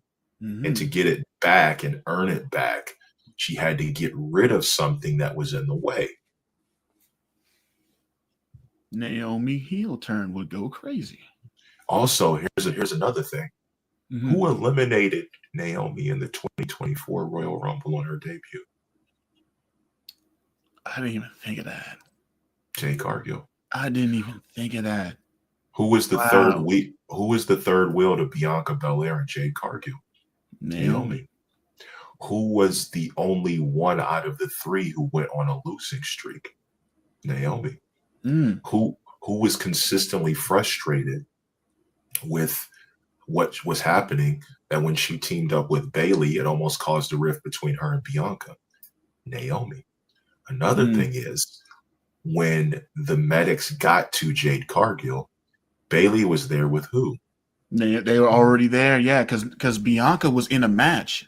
That's why I don't think it's Bianca. I could see it being Bianca. It would probably be before the match, and also because they've been teasing them squabbling for a little while now. Because when she showed up and stood face to face with Bianca, and the entire arena on their feet, itching to see it. Mm-hmm. Man, when that match does happen, I'm gonna be seated somewhere. We're gonna get amazing. We're gonna get something at the Royal Rumble to where the big three are gonna be in the ring, and then either somebody's gonna accidentally eliminate somebody. Mm-hmm. Like either Jade accidentally eliminates Bianca, or vice versa, and then we come to find out, like we get that stare down again, because now there's tension between Jade and Bianca, and now we get to watch what unfolds. It was Naomi, and then Jade and Bianca are squabbling because Bianca's like, "That's my girl. Why'd you do that?" And Jade's like, "Because she attacked me. I had to defend myself." And if you on her side, you can get these hands too. Yep. And then she could be like, "You know what?" Bianca could say, "I never needed you at all." That's her whole song. That's her Which- whole song, bro. I heard it I put the pieces together last week.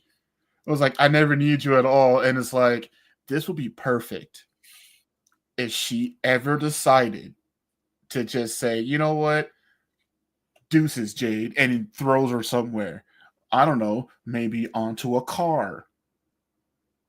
I never needed you at all. Oh, hey, Naomi, we still homies. You can defend the titles with me, but I never needed Jade Cargill.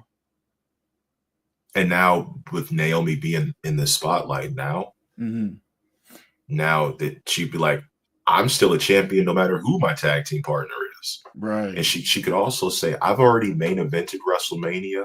I've already done the SummerSlams. I've won the Royal Rumble. You weren't there for any of that. I beat 3 of the 4 horsewomen at PLEs minus Charlotte Flair. You weren't there. I didn't need you. I already have a future Hall of Fame career before you even came into the picture. You need me. I don't need you. I almost did a transition into a different group, but I'm gonna keep it on this one for now. Because like I was gonna try like it the way you said that reminded me of what happened with Kofi, Xavier, and Big E. Let's not get started on that. I know that's why I had to push it aside, bro. I had to. Oh, I got Meechin winning the 2025 Royal Rumble. I don't care if people say I'm crazy. That's my homie. I don't know her personally, obviously, right? But but I'm always gonna root for her. That's just the way it is. Meechin is a solid pick for sure. I don't even know who else. No, because Bianca already has a title, and she's already had numerous moments at WrestleMania, so she doesn't really need it. Well, and not right now. They could have Rhea win it again, which I think that'd be a bad idea. But I think somebody should really get a storybook start and ending. And Meechin, like Chelsea's already won the United States Championship, so I don't really see her winning the Royal Rumble. But if Meechin would have won, obviously Chelsea would have been my pick. I'm going with Meechin. You know what? Have Meechin eliminate Chelsea Green last. Yeah, that could, because they already have their rivalry building. Like, I mean, Chelsea literally got thrown into a dumpster. Like, that's never going away. That rivalry is forever now. But okay, Chelsea wins the title, but Meechin wins the Rumble. And if Meechin becomes champion, which would be amazing, then it becomes like, okay, they could make it like, how is Chelsea Green going to respond to that? Because she could be the jealous type. And it's like, I beat you for the title. It's like, yeah, but I became world champion. I'm better than you. And it's like, that's all it really takes to keep a rivalry going. Winner take all match. Ooh, no, because the title after WrestleMania, winner take all match. No, because the U.S. title just got made. I'm just saying. Would it be awesome? Yes, it would be an awesome match. But for the sake of like, we got to make this title mean something. I want Meechin to hold title and then just give Meechin all the gold. No disrespect to Meechin because she's amazing. But for the sake of like, they just spent like however much money they made on this title, and then it gets combined into the main women's title this soon. People are not going to like that. Give Meechin all the titles. I don't care. I call it like a whole logical description. And he just looked at the camera and just said, give Meechin all the titles. Yeah, right I don't care. Yeah, because as soon as Meechin wins a championship, I'm going to be like this.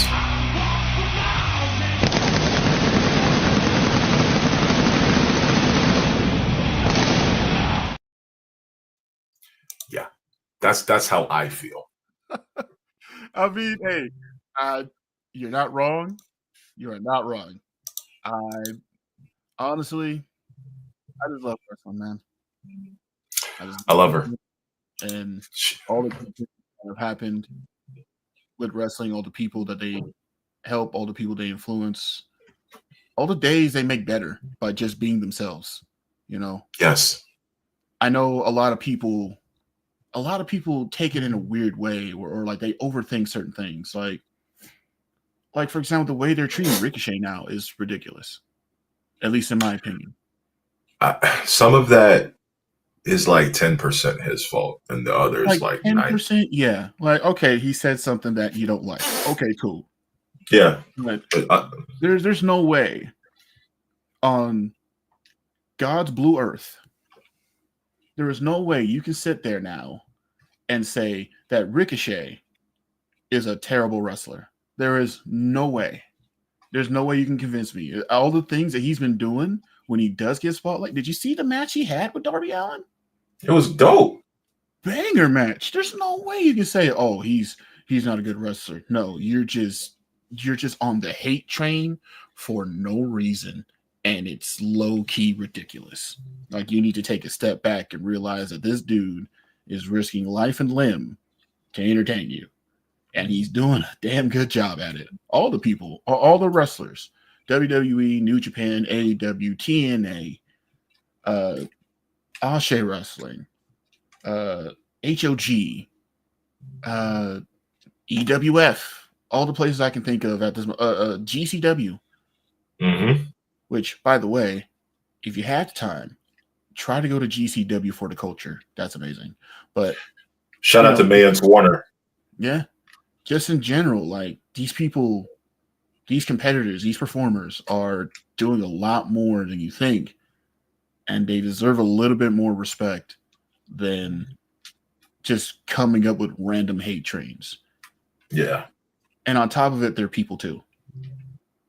Individuals on top of all that, they're still people. Yeah. And with that being said, I gotta ask you, let's pull two more images from your past, and I want you to tell me what's going on in this image. Uh-oh. This is This is on the side. What's right here? Oh man, that's my prom picture, dude. That's my prom picture with my friend Zach. Yeah, I was looking kind of dapper in that picture. I ain't gonna lie. I had some chubby cheeks, but I was suited to the nines, man. Tell me what's going on in that picture. Was your prom like? How did it feel going to prom? Well, two girls almost fought over me, low key, so that was kind of cool. That was kind of cool. I mean, I didn't see it coming, and it's like, oh wait, if I don't stop this, they might start fighting. Huh? That's kind of cool. Some girls fought over me because I didn't really get a lot of attention in high school, to be honest. I hear that, bro. I was a nerdy dude, and I was a drifter at times. Like, I would drift from group to group. So, that one time was like, whoa, this girl asked me to prom. Okay, cool. Wait a minute. Her friend wanted me to go with her, but didn't ask? Oh, okay. Wait. Are they about to start fighting for me? Let me stop this. Yeah, to shut down that. Like, let me just. We can all take the group picture. We can take the picture together. It's okay. And I had to stop that. But that was that's a little feather in the hat for me. But that picture in particular, it was prom night. But it was me, Zach, Uriel, another guy that was not on the picture, but that was just one of my group of friends that just so happened to combine and like, hey, we can all pay for a limo together, and we all went at the same time. And prom was actually pretty cool. It was a dope time. There was a carriage, but no one really went on the carriage because everyone just kept smelling the horse crap. But I will say the quote unquote aesthetic and decorations of our prom was garbage, bro. It was supposed to be Alice in Wonderland themed, and they got 2 cardboard cutouts, and like they put the Schrodinger's cat on all the tables, and that was it. And it's like, this is not like y'all hyped this up a lot. Shame on y'all. I mean, I'm still happy that I went because it was prom, but you can't hype it up and then you put on like the most bare minimum decoration. So I have to call out the ASB on that one. One last picture, and then we're gonna go into some other stuff and wrap this up. Sure. Tell me what's going on here. Oh, wow. Yeah, you did your research. I'm hoping the people in this picture aren't upset that they got the picture. But yeah, that guy in the middle, that's Ruben. Amazing human being. One of my best friends of all time. Amazing, amazing human being. Shout out to Ruben. I don't even remember why that girl was picking at his armpits like that. It was just one of those game nights, and during game nights, drinks are had and goofy stuff happens. And matter of fact, I will warn you, never play Drinkopoly with hard liquor. Nah, I already know. Never. We did it we literally only played that game one time, and we never, as a group, we never played it again. People Who flipped the table? No, the table was not flipped. People were passing out. We were supposed to be there till like maybe 2, 3 at night. We ended it at 11. That's how many drinks we had. Like, it got to a point to where Ruben, who was the host of that house at the time, he started pretending to give people drinks because the top of the bottle that he had, it had like a particular cover on it, so you can't see whether it's poured or not. He dead ass whispered in my ear, "Pretend it's a shot. Don't worry about it," because everyone was getting blasted. We never played that game again. Like, the setup was supposed to be, okay, for sips, we have like Mike's Hard Lemonade, right? Everyone likes Mike's Hard Lemonade. Multiple flavors, kind of sweet. You ain't got to worry about getting drunk. When they said take a shot, this motherfucker pulled out Jack Daniels. People got cooked. People got fried. People were wasted. Like, it's a great time, though. I still remember everything. But, yeah, we never played that game again. Let me ask you a question. Oh, he found another picture. Nope. Oh, okay. I thought, like, the way you was clicking around, like, oh, he didn't found some shit. Nope. Would you date a girl if she didn't know the Thundercats? Oh, man. If she didn't know the Thundercats? Would she be too young? Because I have dated girls who don't know who the Thundercats are, but they were my age range. Like, they're around the same age as me. They just didn't watch cartoons. A young man named Hezekiah Littlejohn once said in 2016, if she doesn't know who the Thundercats is, she's too young for you, bro. That was during the time where people were like, oh, they don't know this, she's too young for you, bro. And I think it was one where it was like the one that caught my attention was probably like, oh, if she doesn't know who Captain Planet is, she's too young for you, bro. And I was like, you know what? Thundercats. If she don't know who Thundercats is, she's too young for you, bro. Damn. Because Thundercats was fire, bro. Thundercats is fire. Oh, man. If she doesn't know 90s Spider-Man, she's too young for you. Yeah. That's what I should have said. That was my favorite cartoon when I was growing up, bro. 90s Spider-Man with that theme song by Aerosmith. Oh my god. Actually, you know what? I'm actually gonna put up one anime show. Okay. One anime show. And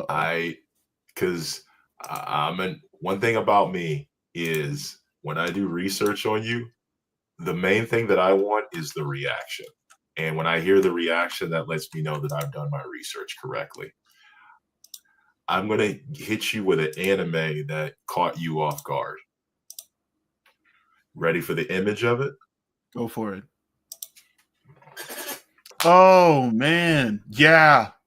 Did I do my research? Yeah, that one was, bro, when it started picking up.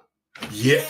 Because I was like, why is everyone talking about it? Like, because I keep seeing like people like, on YouTube back in the day where they would just drop the name of it in a video or something. You're like, what is this about?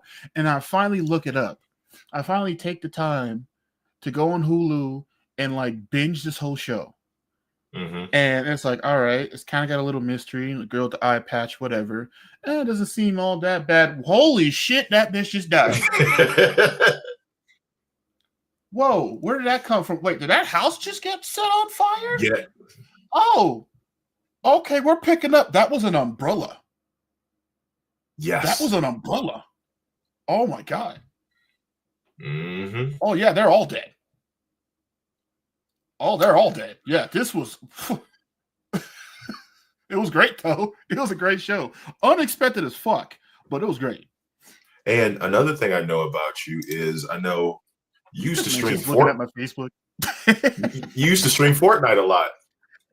Not a lot. I streamed Fortnite a couple of times because I was trying to be a streamer. And at that time, I didn't have the equipment. I actually streamed Rocket League more than I streamed Fortnite. Ooh. And I think I had to make a second account. You streamed Rocket League. Yeah, Rocket League is sick, dude. Are you kidding me? My wife never tells me what I'm not allowed to play. She says, if you ever play Rocket League, I'm going to shut your fucking game off. I'm like, I bought this fucking game. You are. But what do you mean? I would get so angry because people sucked at rotating and people would just ball chase all the time. And I'd look back at the goal like, oh, nobody's fucking there. Let me go. Yeah. Especially when it's like, it's the beginning of the kickoff, quote unquote on kickoff. And the guy who's positioned at goalie zooms up anyway. And it's like, my brother in Christ, what are you doing? There's no way you're going to hit this. Get your ass back there and defend the ball. Defend the goal, please. Have you ever yelled so hard at somebody you thought you were going to pass out? Yes. That's when she's never heard me yell like that. Fortnite was one of those games because I used to play it back in the day. And this is when I was in my apartment. And I used to get mad because I would have the shotgun, the auto shotgun, and I'd have it aimed square at this motherfucker's face.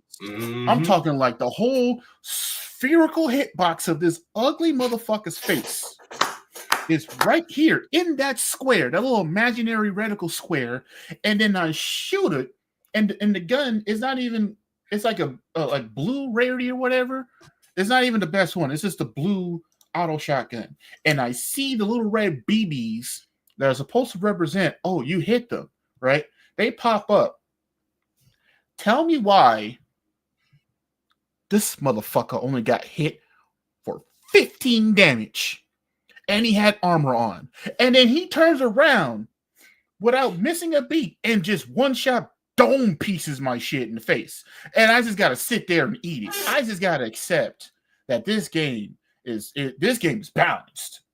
This is a balanced game right here. This is quality work. No, fuck that, man. I had to step away from Fortnite for my own damn good. And what's worse about that, I went on one of those loud tangents. And then the next day, I come home and my neighbor's outside and he's like, hey, how's it going, man? I was like, oh, just got done with work chilling. He was like, yeah, we heard you last night. And I was like, oh, fuck. Damn. I was yelling so loud. My neighbors on the other apartment heard me faint. I felt so damn embarrassed, bro. But they played it off cool. They're like, man, it sounds like you're having a great time. It's like, I think so. Well, as somebody who has been through the ring of Overwatch, and I have, that's the game that I have on 2 different PlayStation accounts. I have a total of, I have 2,375 hours. I gotta ask, who's your character? So I'm gonna tell you who it fucking ain't. Anytime that I saw a Widowmaker, nah. Ooh, okay, I was like, if this motherfucker says Widowmaker, like, I was about to get close to the mic, like, if this motherfucker says Widowmaker. No, Widowmaker's gotta go, bro. So I mained Sombra, Tracer, Reinhardt. Yeah, that's what I was looking for. That's my boy. Reinhardt. That's my Reinhardt. boy. Yes. I'm so mad they nerfed his shield, but that's my boy. Bring me another. Like I was. Honor, justice, Reinhardt. I love Reinhardt, man. He's So so you can good. channel that voice. I played everybody except Widowmaker. I played Widowmaker a few times, and I'm like, oh, this sucks. You just sit back, nah, bro. Like whenever I knew there was a Widowmaker, I would switch to Sombra, and I would take out the Widowmaker instantly. And the best thing is that before Overwatch 2 kind of like fucked up Sombra, I was a dangerous Sombra. I'm talking, I would jump. I chased a Pharah off the map, right? And you know how Pharah, she'll levitate. I would jump off the map. Well, throw my translocator first, jump off the map and hack the Pharah before I could fall down. So she would fall down with me and I would just teleport right back before I died. I had to do that every fucking That's day. so damn greedy. I don't care. I don't care. I have to risk my life just to hack the bird. You greedy bitch. I had to do what I had to do. And now that Overwatch is kind of like takes a back seat, Marvel Rivals is where it's at. I main every character that you see right now. But my best character is probably got to be between Iron Man and Cloak and Dagger. I've only got to play Marvel Rivals a handful of times. And by that, I mean like maybe 2-3 games. And it was on my laptop at the time because my PS5 wasn't working because the HDMI port got damaged recently, which is so much fun to realize when I wanted to play some Helldivers too. But play with me. I played it on the dude. Send me your PSN. I got you. Playing. We will fight for democracy as soon as my PS5 is replaced. I'm literally over here right now. Motherfucker. Don't tell me what's going on with the Illuminate because I haven't played against them yet. But I could drop a vehicle. Oh, they got vehicles in the game now. Yes. Oh, fucking finally, dude. A Warthog. Oh my god. A Warthog. Finally. Does it come with the minigun? Yes, a Warthog. Warthog. Yeah, we're cooking. We're finally cooking with gas. Goddamn time. Because as much as I love running around that map, man, it would go real fast if we had a car. I'm just saying, I can deliver much more democracy when I got some diesel than my feet. I'm just saying, for Super Earth, bro. For Super Earth all fucking day. And the best part is that it's unlimited possibility. It's my game of the year in my opinion. Like Helldivers 2 is game of the year in my opinion. Absolutely. But, that's another story. But and to go back to your Marvel Rivals, I know you're gonna know what I mean when I tell you this. So I went to the tutorial. I figured, you know what? I'm gonna play support because for one, I'm not really good with the game yet. And 2, I like being somewhat helpful if I don't know how to aim. If I'm garbage in the game, at least let me help you stay alive. I went through 2 games with Emma Frost. The first game, Emma Frost was in the game? Not Emma Frost, Luna Frost, excuse me. Luna Snow?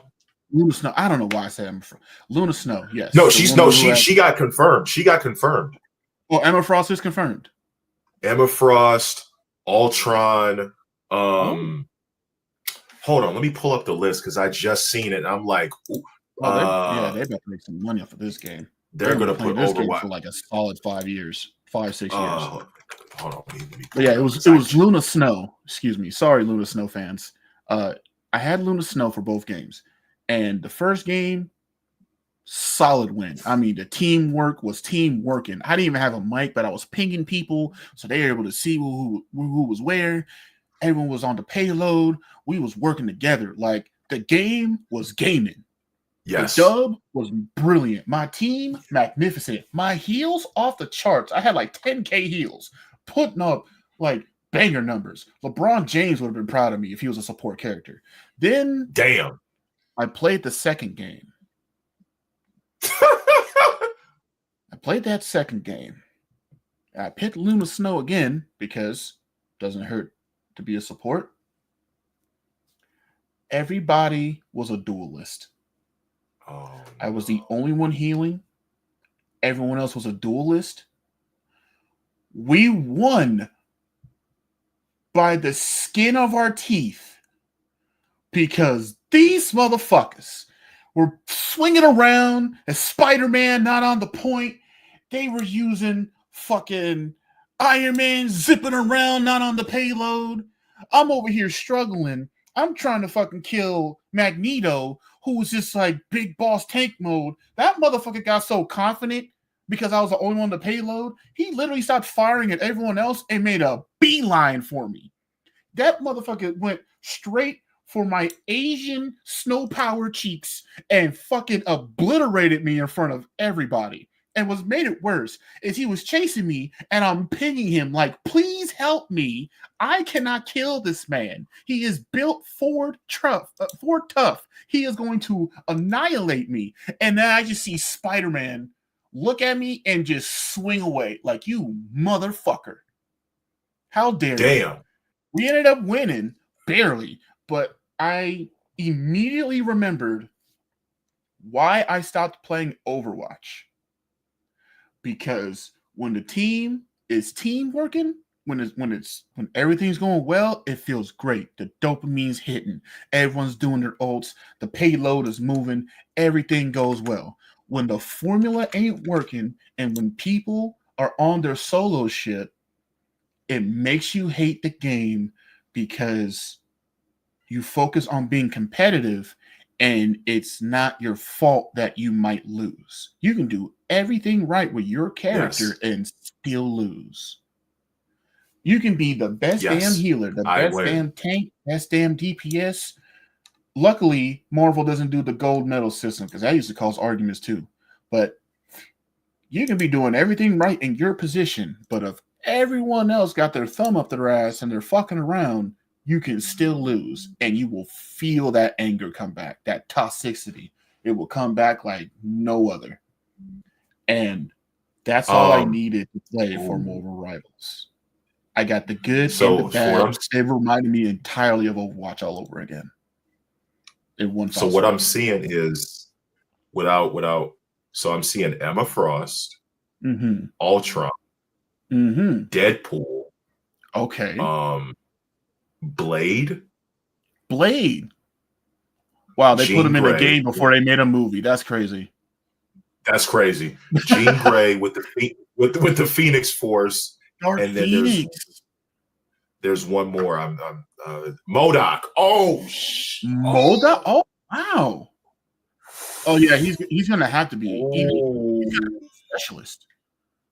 You know who they need? That gives out like shields or something, but he's gonna have a big ass hitbox because he got a big ass face. Human Torch and the Thing. Oh, they're putting Fantastic Four in it. Well, about time to get some spot. They have to. I mean, Invisible Woman obviously would be a strategist, but I want to see Gambit in the game. Is it Chris Evans, Johnny Storm, or is it Michael B. Jordan, Johnny Storm? No, it's Chris Evans, Johnny Storm, bro. Like we don't associate. Because I made the mistake of watching that movie. No, I knew better. I went to the theater and I was like, nah, it can't be that bad. No, it's bad, bro. You know, hey, it's Michael B. Jordan. This could be good. Nah. It was easily one of the worst movies I've ever seen in my life.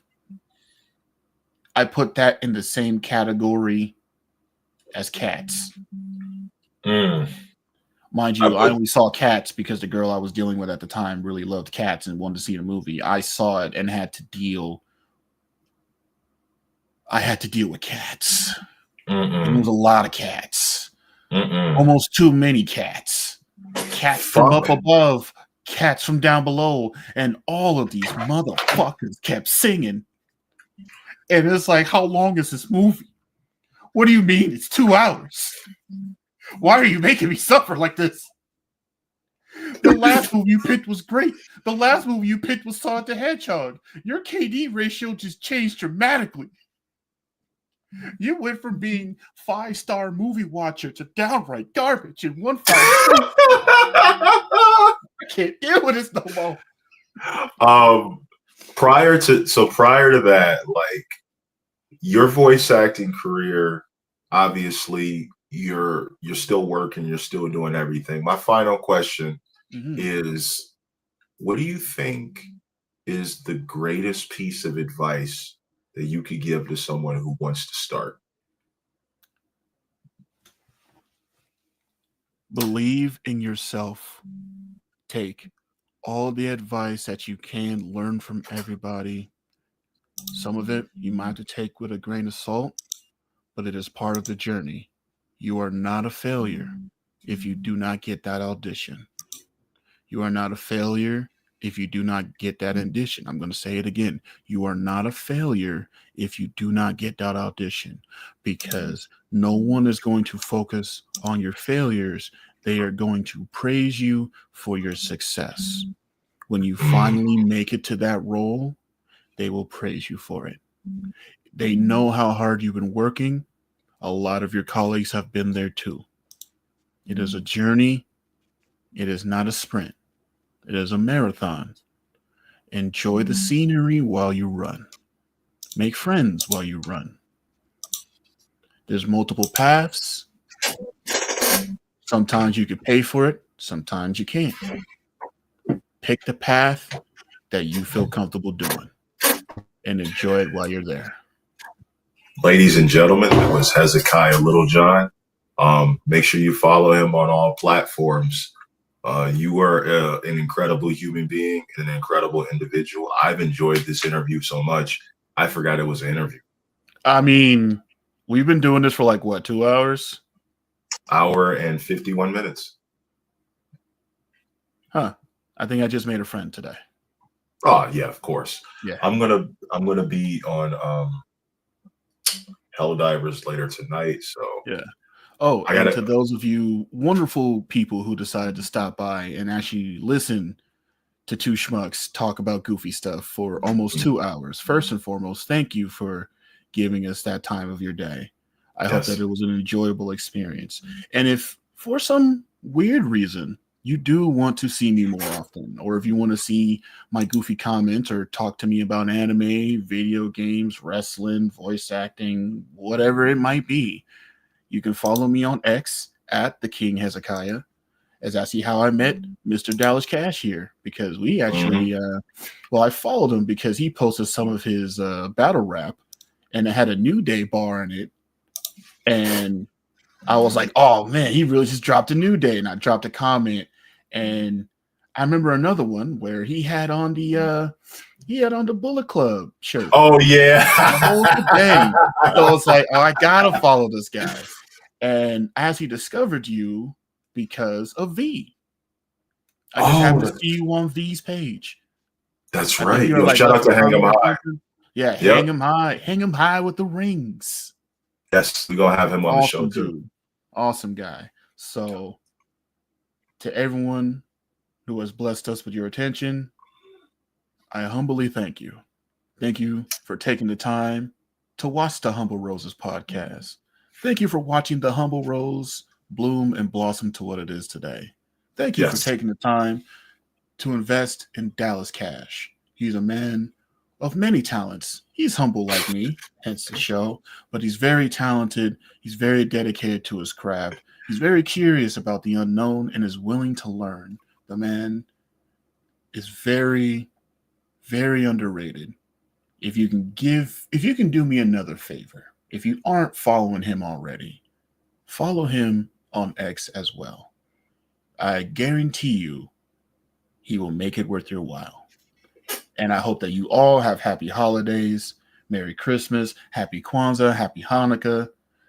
I would pull out a machine gun and say Merry Christmas, you filthy animals, but that's not legal in California. But you know the gist. Merry Christmas, you filthy animals. It is and a Happy New Year. And a Happy New Year. And to anybody who has a problem with Mr. Hezekiah Littlejohn, please stand in the middle of the road so I can do this. I mean, I would have just suplexed him, but all right. No.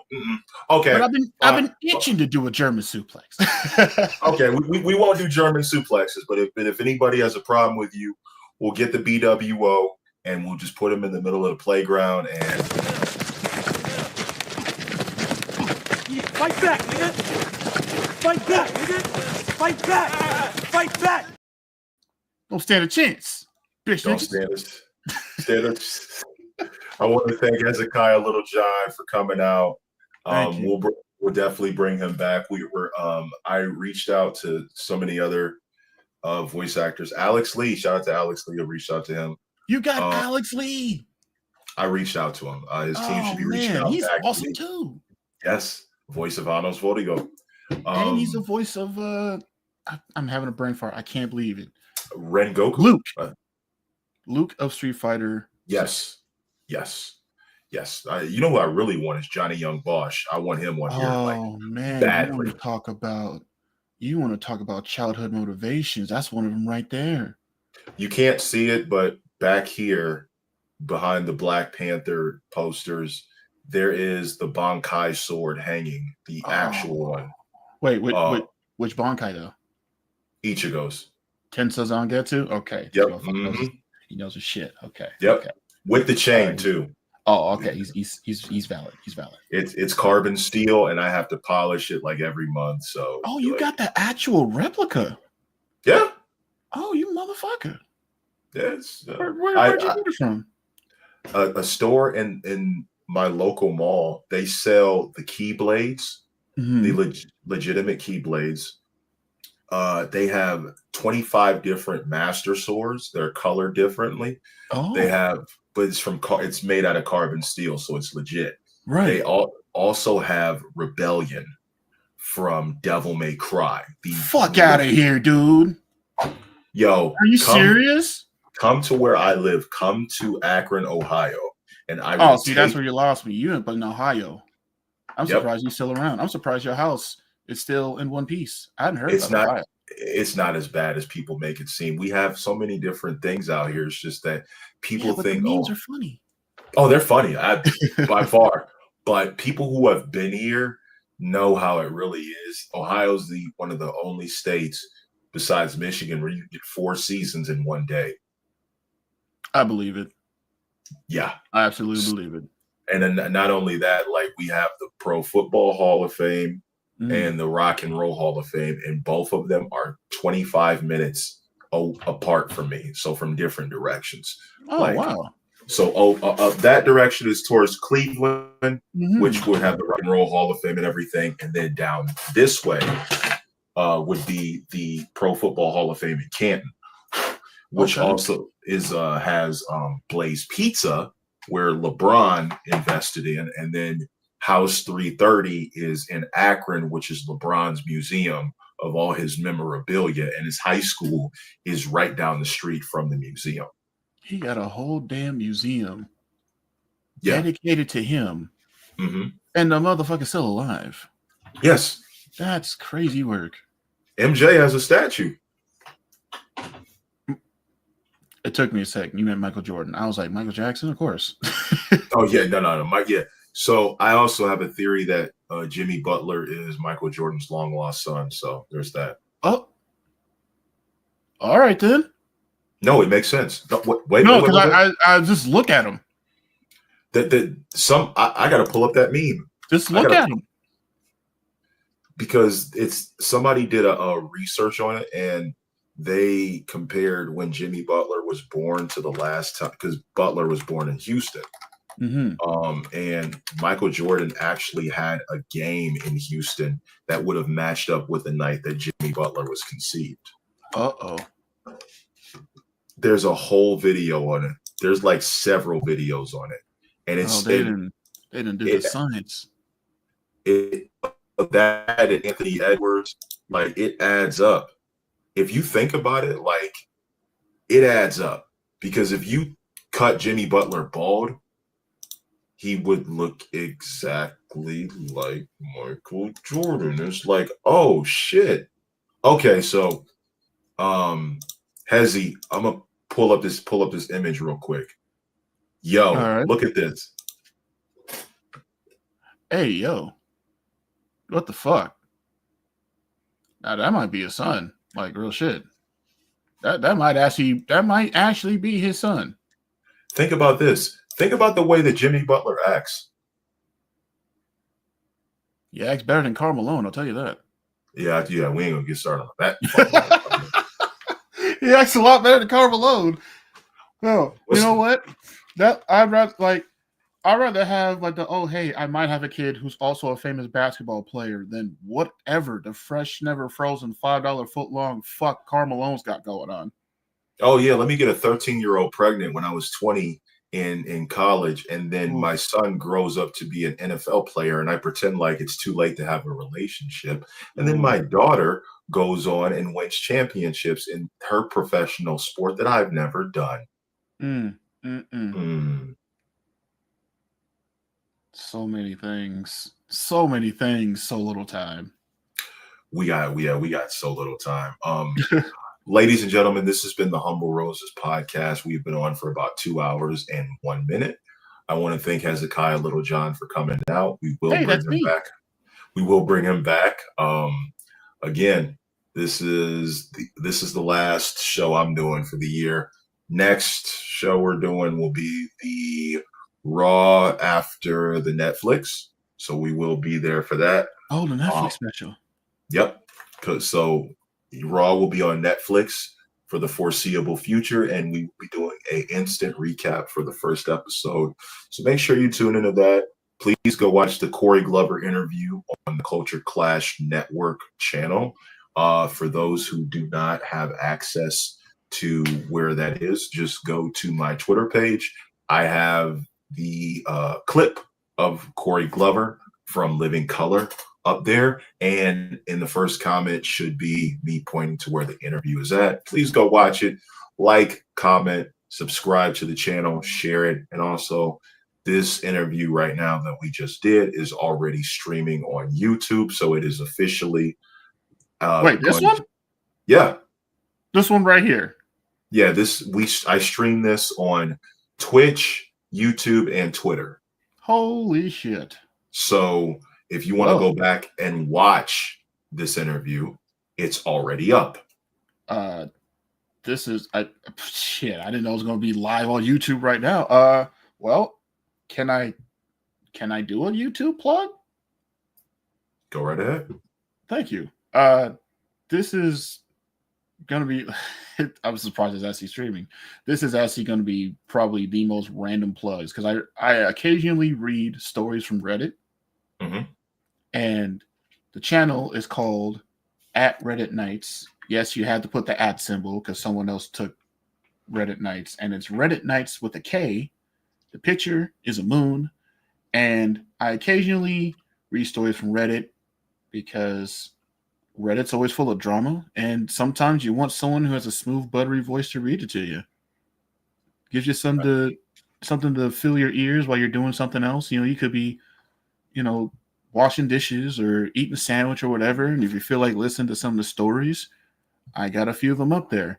I did get copyright struck for some shenanigans, and I'm waiting for that to be over. It's like another 50 days before that's gone. So, oh my gosh, that's going to be a real long time. Getting copyright strike for 3 months is so much fun. But if you feel like hearing some Reddit stories read by my voice, go ahead over to @Reddit Nights. That's the @ symbol REDDITKNIGHTS. And yes, before you ask, the K is silent for Silent Nights. Yeah. Oh, that's okay. It's all about what you feel is important to you, and if that's something important, then hey, man, go for it. I mean, it would be nice to get monetized for that. That'd be kind of cool. But ever since the copyright strike, everything's been going kind of downhill. So I need to get back to doing that. But it's not about me. It's about the show. It's about what's in that garden. What's in that garden? Roses. Humble roses. Watch them bloom, watch them blossom. Take a sniff. Smell the roses. Because you never know when you'll be able to again. Ladies and gentlemen, I want to thank you guys for coming out. And this has been the end of the stream.